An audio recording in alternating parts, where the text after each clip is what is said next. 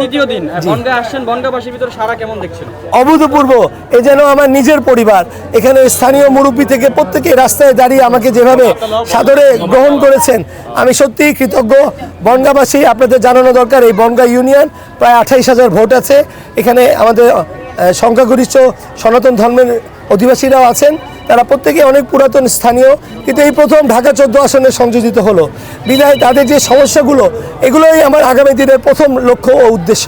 তাদেরকে নাগরিক সুবিধা, ভাঙ্গা ব্রিজকে পাকা করা, রাস্তাঘাট কার্পেটিং করা, মাতৃসদন ক্লিনিক করা এবং তরুণ প্রজন্মের জন্য খেলার মাঠ, এই সকল আয়োজন আমার করে দিতে হবে। তো ইনশাল্লাহ আমি আশাবাদী, তরুণ প্রজন্মের সমর্থনে, এলাকার মুরব্বীদের দোয়ায় আমি এখানে একটি বৈপ্লবিক পরিবর্তন আনবো ইনশাল্লাহ। হিন্দু ভোটারদের প্রতি আপনার কোনো মেসেজ আছে কিনা? অবশ্যই অবশ্যই, আমি তাদের বলেছি, আমরা একই এলাকায়, আমি যে বাগবাড়িতে থাকি, সাথে ঋষিপাড়া, আমাদের বেড়ে ওঠে, আমার জন্ম থেকেই আমি তাদের সাথে মিলেমিশে কিন্তু আমরা বড় হয়েছি। তো তারা ভাই ভাই, আমরা সবাই বাংলাদেশি আগে। তাদের সুরক্ষা, তাদের জানমালের নিরাপত্তা আমি বলে এসেছি। আমি গতকালকেও আমার মন্দির ভ্রমণ হয়েছে আমার পরিবার থেকে, তাদের পাশে আমরা ভাইয়ের মতোই আছি। অতএব ফুটবলে ভোট দিলে তাদের নিরাপত্তার সুরক্ষা আমার দায়িত্ব।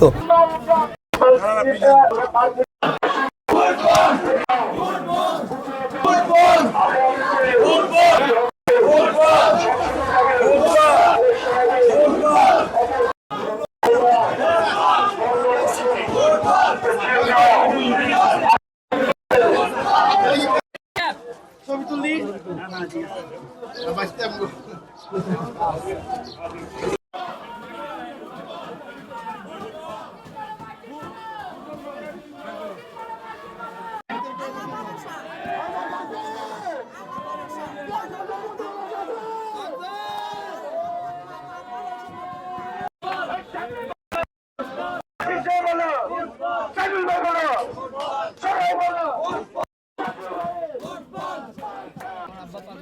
ভাই একটু দূরে তো না, এত ভিতরে ঢোকেন কেন ভাই?